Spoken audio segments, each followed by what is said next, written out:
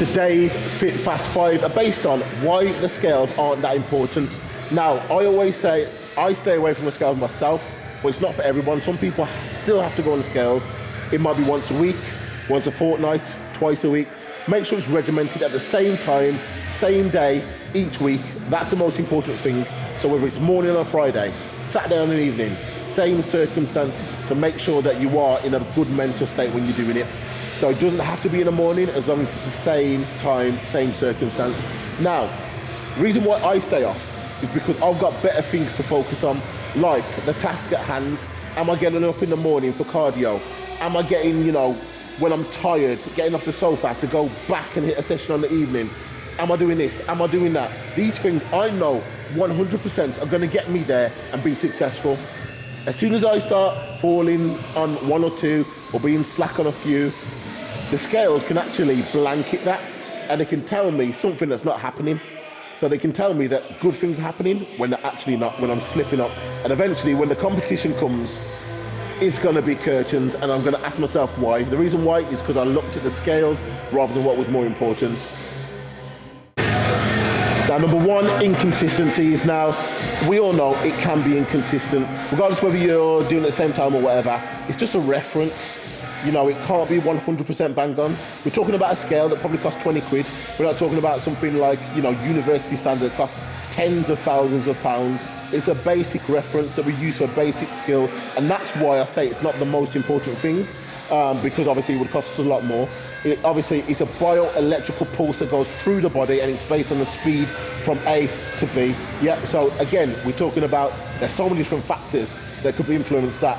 And the speed of it and so on and so forth, that it's not 100% accurate and you can't treat it that way. It has to be a reference. So if you are doing really well, it's going to go in the right direction. If you're doing really bad, it should go in the wrong direction. But even then, there's so many different circumstances that will go later on in this video that can change that. We never know. We never know. But like I said, 9 times out of 10, it can. When we're talking about 9 times, there's still that one time, isn't it? So that's why I focus on the things that you can control. Now, number 2, it could tell the wrong story. And I've seen this many a time. Now, remember, I'm all about principles. I'm not on about the mirror or the scales. My principles of fitness, my non-negotiables. If they're going in the right direction, I will be successful and I can control that. Now, people have been like, no, I had a really bad week. I ate crap all week. I didn't drink any water, hardly trained. I know it's going to be a bad result.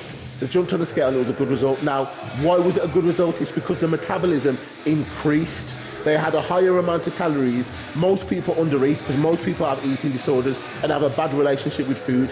So they actually were being undereaten anyway. They had a bad week or a bad day. They decided to fast.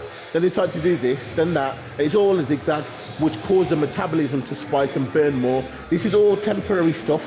Do you understand? So again, one thing happened, an increase in metabolism, but actually you had more fats in the diet and you had this and you had that.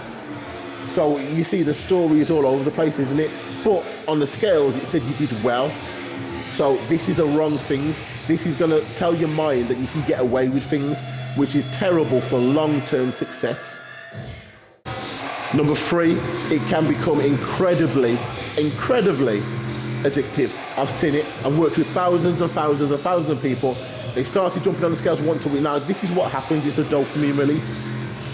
Exactly the same thing with food. They jump on the scales, they feel happy, proud, relieved, and all of these different emotions create their own different dopamine spike. Now, if you think about an array of different dopamine spikes, the same thing happens when you have a treat, especially when you're dieting and you finally have a treat. You feel relaxed, cortisol drops, you feel it tastes nice, so you have this is really nice, and you have all these different emotions. This is what they call a multiple dopamine release. That strengthens the dopamine release. Yeah, that means that your body will crave that strength of dopamine at any particular time when you're feeling down, or your hormones are down, or you're tired, or any negative hormonal effect. It will go towards that multiple dopamine hit. Now, the people jump on the scales, the fact that they push themselves hard, it's finally weighing time, jump on the scales, boom, good results, dopamine release everywhere, they feel good, they feel excited.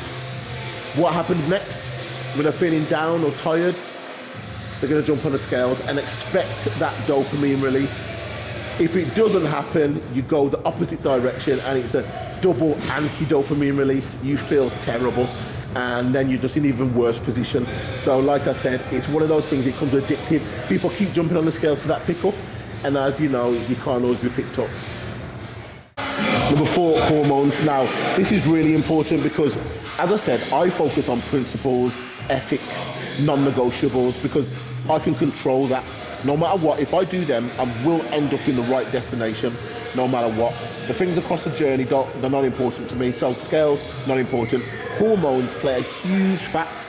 You can be stressed from a relationship, stressed from work, stressed in general, stressed from the gym, lack of water, whatever it may be, and your hormones go the opposite direction. So you're still dropping body fat, but because the hormones go in the opposite direction, the body fat, the rate at which you drop body fat goes slower.